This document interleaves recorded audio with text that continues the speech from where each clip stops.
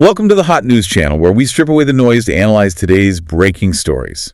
It is February 7th, 2026. And today is not just another news cycle. If you're paying attention to the signals coming out of Washington, Tel Aviv, and Kyiv, the ground is shifting beneath our feet. Exactly. Let's not mince words here.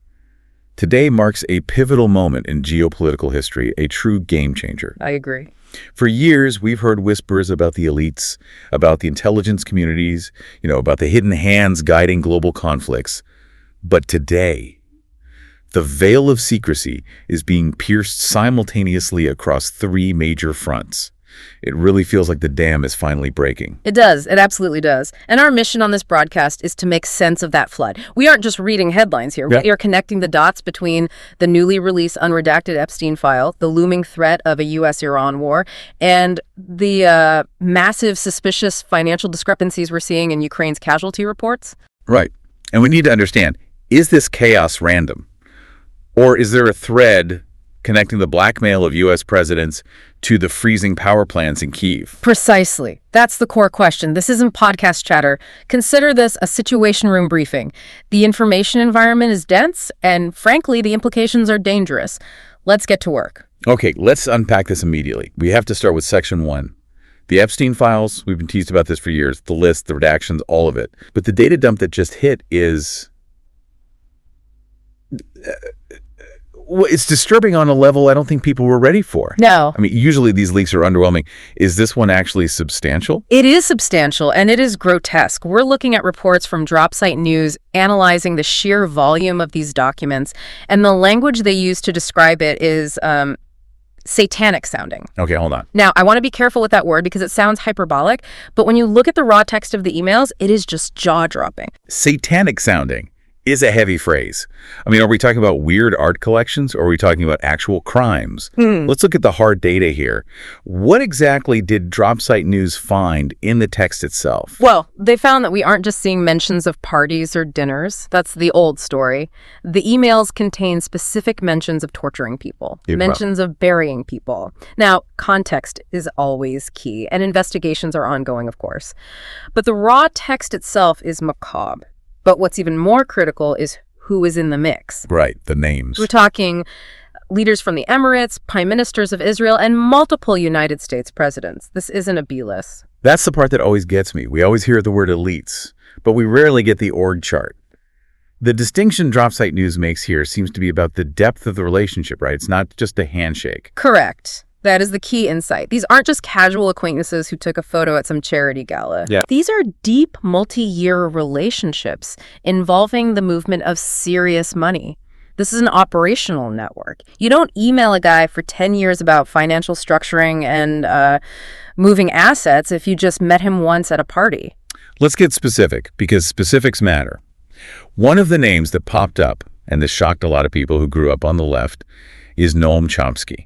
Right. You have this intellectual giant, the guy who wrote Manufacturing Consent, the ultimate critic of power. And here he is in the emails asking Epstein specifically about staying in his beautiful apartment. And Epstein's reply is so mundane, it's chilling. It's what makes it feel real. He just says, yeah, I'll put some nosh in the fridge. Nosh in the fridge. It's so domestic. It sounds like he's crashing at an uncle's house for the weekend. It implies a familiarity, Yeah. A comfort level that completely contradicts the public persona. It begs the question, why is Chomsky running around with a known trafficker? Why is he asking for favors? What does that tell you? It suggests that Epstein's circle wasn't just about sex or even just about money. It was about intellectual and cultural cachet. He collected people. He wanted the credibility that came with having a name like Chomsky in his orbit. A collector of people. That's a good way to put it. And speaking of collecting people, we have to talk about Ehud Barak. Yes. The former Israeli prime minister. His involvement seems, from the documents, even deeper than Chomsky's. Much deeper. Much, much deeper. And this brings us to the intelligence angle, which is where the narrative is shifting so violently today. For years, what has the mainstream media told us? It's Russia. Epstein might be a Russian asset. It's a honey trap for Putin. That's all we heard. Oh, absolutely. That's the default setting for any scandal. I mean, Katie Halper analyzed the mainstream reporting on this just recently, and she noted that the media loves to point out that Putin's name appears in the documents, 1,000 times? 1,000 times. And Moscow appears 9,000 times. And they use that word count to just scream Russia from the headlines. It's a classic, very effective headline trick. It is. But you have to look at the analysis from Ben Swan. He points out the critical nuance that the headline readers always miss. Which is? Putin is never seen communicating with Epstein. Not once. There are no emails, no call logs, nothing. The mentions are smoke people talking about him or news clippings being shared.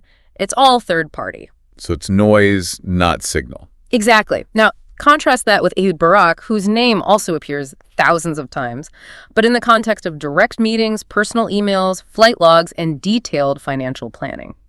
So if I'm understanding this right, the media counts the word Moscow to blame Russia, but they completely ignore the actual direct emails to and from Tel Aviv. That's precisely the argument. Do dissidents and Mario Nawfal are backing this up with hard data. They're arguing that the Russia angle is a deliberately crafted smokescreen. A distraction. It's designed to distract from the Israeli intelligence connection. I mean, think about it. If you get the American public looking for Russians under the bed, they won't look at who's actually holding the keys to the safe. And we have a source on this, right? This isn't just us speculating. There's an insider who's spoken on this. We do. And we have to quote Ari Ben-Menashe here. This is crucial. He is a former Israeli intelligence officer, so he knows how this game is played from the inside. Yeah. He stated explicitly, and this is a direct quote, Netanyahu is blackmailing Trump. The U.S. government is in Israel's grip. Epstein was one of their tools. Wow. Epstein was one of their tools. It reframes everything. If you accept Ben-Menashe's premise, even just for a moment, Epstein wasn't just some hedonist who got out of control. No, he was an operator. He was running a honey trap operation. He was an intelligence asset. So the debate really centers on this. Is the Russian narrative just a distraction? Ben Swan argues yes. When the blame gets simple and loud, it's Russia, that's usually when they want you to look away from the truth. And the truth, in this case, might be that the blackmail operation was run by our greatest ally. That is a very, very hard pill for Washington to swallow. It would upend decades of foreign policy. But, okay, here's where it gets really interesting. And I have to be honest, when I saw this next point in the stack, I hesitated. I know where you're going with this. We're talking about the body double conspiracy, the idea that Epstein is still alive. I know, it sounds like late-night radio fodder. It sounds completely out there. But we have to look at the data that's being presented by Megyn Kelly and the analysis by Jackson Hinkle. We have to. They're looking at the timeline of Epstein's death and finding holes big enough to drive a van through. Literally a van. Okay, so Megyn Kelly highlighted these resurfaced 4chan posts. Now, usually I dismiss 4chan as just a cesspool of trolls and disinformation. As you should. But this specific post, tell me about the timestamp, because that's what makes it different. This is the smoking gun that makes you pause, even if you're a total skeptic. The post was made by a user claiming to be an MCC prison guard named Roberto Grijalva. The timestamp on this post was 1 hour before Epstein's death was officially announced to the public. 1 hour before the Bureau of Prisons said anything. Correct. How does a random internet troll guess the exact timing of the most high-profile death in the country? And not just the timing, but the method. You can't. The post described a body swap. It detailed a van that arrived at the prison but didn't check in properly, which is a major violation of protocol. And the detail that sticks with me, the poster described a guy in a green dress, military outfit, in the back of the van. The poster said, and I'm quoting here, "I am shaking right now, but I think they switched him out." It's the specificity of the green dress military outfit. That's such a bizarre, specific detail to just invent out of thin air. It doesn't sound like something a troll would make up. It's too strange to be fake, almost. It has the ring of authentic confusion. Okay. And then Jackson Hinkle analyzed drone footage that was allegedly taken on Epstein's island 2 days after his reported death. 2 days after. And it shows a man walking around on the island who looks identical to Epstein. Now, it's drone footage, it's grainy, but computer enhancement suggests a strong match. So let's play devil's advocate here. Let's just entertain this for a second. If we assume he is alive, as this green dress theory suggests, what does that mean for today? Why release the files now? It suggests a controlled demolition. That's the only theory that makes sense. If the dead man's switch wasn't a switch, but a living, breathing person still holding the leverage, then he's still in control. Then this release of files might be the final card being played. It's not just about exposing the past. It's about destroying the credibility of the current elite class to pave the way for something new. If Epstein is alive, he is the ultimate leverage.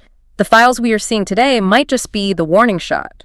A controlled demolition. That's a terrifying concept. It implies someone is pushing the plunger, and that leads us directly to the mechanism of control. It's not just blackmail tapes anymore, is it? It's technology. This connects perfectly to Section 2 of our deep dive, the tech-state nexus.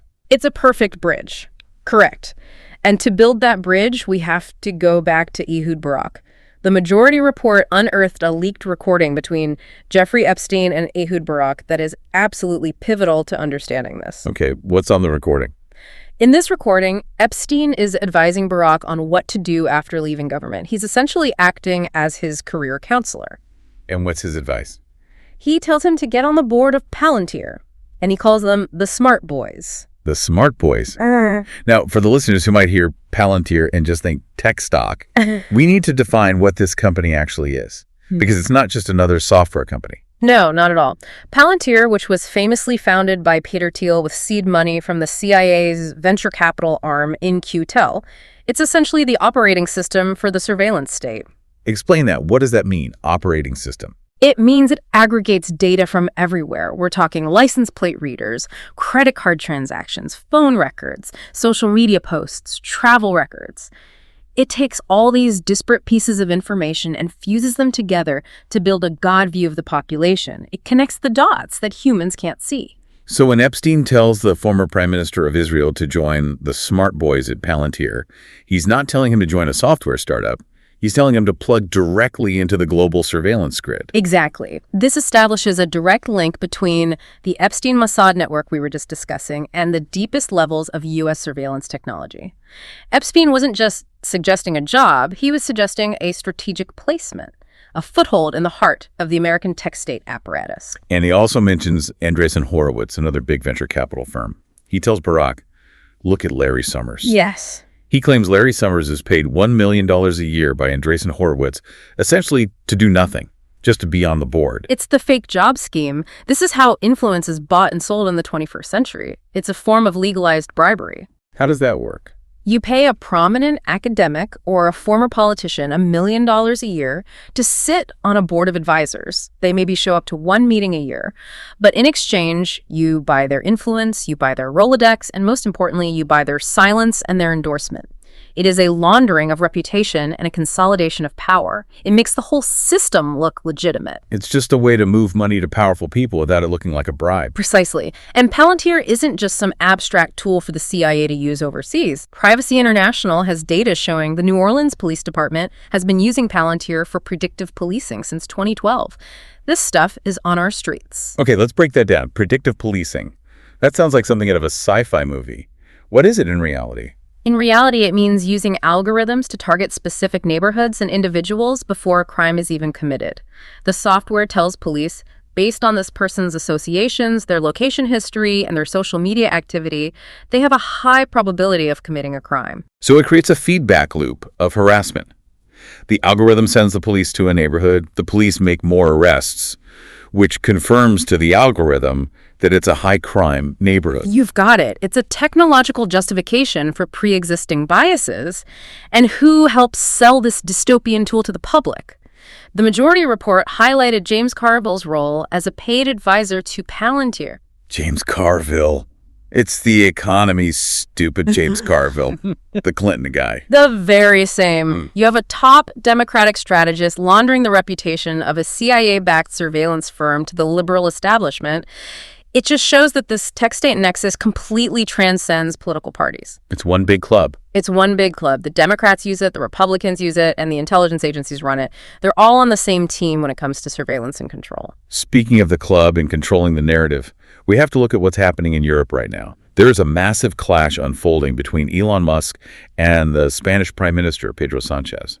Due Dissidence is reporting on this. This is a critical battleground for the future of information control. It's really important. Spain has introduced new legislation banning social media for minors under 16 and, more importantly, criminalizing the algorithmic amplification of disinformation. And Musk is furious. He's calling Sanchez a dictator on his platform, but Sanchez is firing back, saying algorithms are not neutral. And on that specific point, Sanchez is right. We need to explain algorithmic amplification for a second.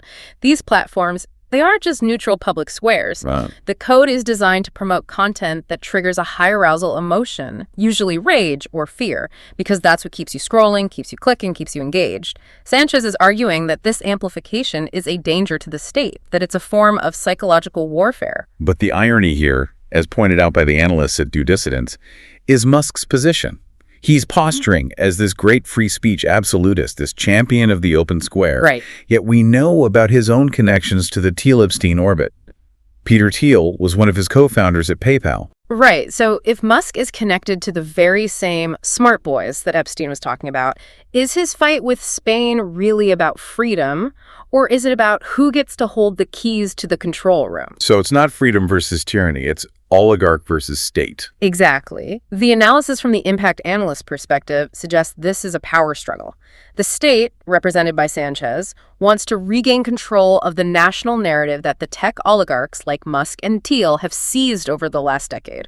Neither side is necessarily fighting for you, the user. They are fighting for the right to program you. That is a terrifying thought. Yeah. That we are just caught in the middle of a war between the government and the tech billionaires for control of our own minds. It's the new battlefield. And speaking of war, we need to shift gears to the Middle East. It is February 7, 2026, and the drums of war are beating louder than ever. The situation regarding Iran is absolutely critical. We're looking at reports from an Antakar reporter and also from Daniel Davis regarding ongoing talks in Oman and Qatar. So, the current status is that the Trump administration is describing these talks as very good. He wants a deal. He wants a big foreign policy win. But the deal he wants is specific, strictly limiting nuclear weapons. But here is the major friction point. Trump seems willing to ignore the ballistic missile issue if he can get the nuclear win. He wants a photo op, he wants a treaty he can sign his name on. But someone doesn't want that deal to happen. Someone does not. Benjamin Netanyahu is rushing to the White House this Wednesday. Why the rush? If the talks are going well from the U.S. perspective, why is the Israeli prime minister scrambling to get to Washington on a moment's notice? Because a U.S.-Iran deal, any deal, threatens the greater Israel project. Jantakar reporter analyzes this very clearly. Netanyahu needs perpetual conflict with Iran to maintain power. He needs an enemy. He needs an existential threat to justify the expansionist policies in the region and to keep his coalition together. If the U.S. makes peace with Iran, the existential threat narrative collapses overnight. Without the Iranian boogeyman, Netanyahu loses his primary leverage over U.S. foreign policy. And it's not just political posturing. The threat of actual kinetic war is higher than it's been in decades. Daniel Davis' deep dive reported that the Iranian Foreign Minister, Arachi, stated just 2 hours ago, if the U.S. attacks, Iran will strike U.S. bases in the region. And he added, quote, "It will not be cost-free." That is a direct red line. That is not diplomatic language. No, that is a promise. Yeah. And we have to look at the capabilities here. Jackson Hinkle has been reporting on Iran's Khorramshahr 4 missiles. These are hypersonic capable. Can we pause on hypersonic? I feel like that word gets thrown around a lot. Why does it matter if a missile is hypersonic? What does that change? It changes the entire physics of defense. A traditional ballistic missile follows a predictable arc. Think of it like a fly ball in baseball. Our defense systems, like the Patriot or TIG, are designed to calculate that arc and send an interceptor to hit it at a specific point in space. Okay. But a hypersonic missile travels at Mach 5 or higher. That's over a mile per second, and it can maneuver in the atmosphere. It can change course. It's not a predictable fly ball, it's a knuckleball. So you can't predict where it's going to be in the next second. Exactly. You can't hit a bullet with a bullet if the target bullet is swerving and juking. The argument being made is that the U.S. currently lacks a reliable deployed defense against this specific class of weaponry. If a war starts, it won't be like Iraq or Afghanistan where we dominate the skies completely. It'll be a peer-level exchange. It will be a peer-level exchange of fire on U.S. bases, which house tens of thousands of American troops. And there seems to be a countdown clock on all of this. President Zelensky, of all people, mentioned June 2026 as a deadline regarding U.S. engagement in these global conflicts. It feels like all these timelines are converging at the same time. They are, and while the military threat is one pincer of the strategy, the economic threat is the other. We have to talk about what China just did. This is huge. This is the game changer we alluded to in the intro. According to Jackson Hinkle, China has decided to ban all new investments in Israel, and they made the decision on October 7th, mirroring the date of the attack. The symbolism is deliberate and impossible to miss, but the economic impact is concrete and devastating. Israel is a tech hub, sure, a startup nation. But in the modern world, you need manufacturing. You need the supply chain. You need access to markets. And get this, Jackson Hinkle also reported on a lawsuit. It sounds absurd. Kibbutz Haneda is actually suing a Chinese fund that owns 80% of their lens factory. For what? For not investing more money. You can't be serious. I am. They are suing their majority owner for not giving them more cash. It just highlights the desperation. You cannot sue a foreign power into investing in your economy. The impact analysts take here is stark. This economic isolation could be, in the long term, worse than October 7 for Israel. Worse than the attack itself. From a long-term strategic perspective, yes. Losing access to the world's manufacturing engine, China, while Europe grows increasingly cold and hostile, that is an economic death spiral. Which brings us to the moral and humanitarian collapse that is driving this global isolation. We have to move to Section 4, the humanitarian crisis in Gaza. We have new testimony, and frankly, it's gut-wrenching to get through. This is the hardest part of the briefing, but we cannot look away. The Crispin Flintoff show featured a detailed breakdown of a speech by a UK surgeon, Dr. Nick Maynard. He has been on the ground in Gaza. He isn't a politician, he's a doctor. He's a witness. The numbers he presents are just staggering. The official UN estimate for the death toll is around 71,000, but the Lancet estimate, a highly respected medical journal, they're looking at likely 350,000 plus excess deaths. Let's just sit with that discrepancy for a moment. We're talking about hundreds of thousands of human beings who are simply unaccounted for, buried under rubble or dead from preventable disease and starvation. Dr. Maynard also cited 1,700 healthcare workers killed. And 450 abducted or tortured. Doctors, nurses, paramedics. And there was a new acronym we need to know, one that he brought to the world's attention. WCNSF. Wounded child, no surviving family. Just let that sink in. We have created a category of human existence that is defined by total and complete loss. A child waking up in a hospital bed, in pain, perhaps missing a limb, with literally no one left in the world to hold their hand or tell them their own name. It's a level of cruelty that's hard to comprehend. Dr. Maynard's testimony gets even more specific, and this is where it crosses from the tragedy of war into something else entirely. He described a clustering of injuries that doctors on the ground observed. What does that mean? It means one day, all the teenage boys coming into the ER were shot in the head. The next day, they were all shot in the chest. And then specifically on one Saturday, 4 boys came in, all of them shot in the testicles. My God. It sounds like target practice. It sounds sick. It suggests a systematic dehumanization, a game being played with human lives by snipers. He also detailed the case of Shima, a pregnant woman who was shot and killed by a quadcopter drone. And the starvation, the specific cases of Habiba, who is 11 years old, and Zina, who is just 7 months old, both died of malnutrition. Preventable malnutrition. In a world where food is plentiful, but blocked by political decisions. This is why the world is turning. This is why China is pulling investment. The sheer weight of these documented atrocities is becoming impossible for the global community to ignore. Dr. Maynard isn't a propagandist. He's a respected UK surgeon. And the analysis here is that this connects to the broader theme of the vampire ball ending, as Putin called it. The Western medical institutions have been largely silent, but the data is out. It is evidence for The Hague. It cannot be unseen. I cannot. Now let's look at another front where the official narrative is crumbling. Ukraine. Section 5. We are seeing major discrepancies in the financial and casualty data coming out of Kyiv. The Daily Jagran has done a really important deep dive into the casualty counts. President Zelensky recently claimed 55,000 Ukrainian soldiers have died in the war. A year prior, he claimed the number was 46,000. Okay, so that implies only 9,000 deaths in a full year of some of the most intense combat we've seen this century.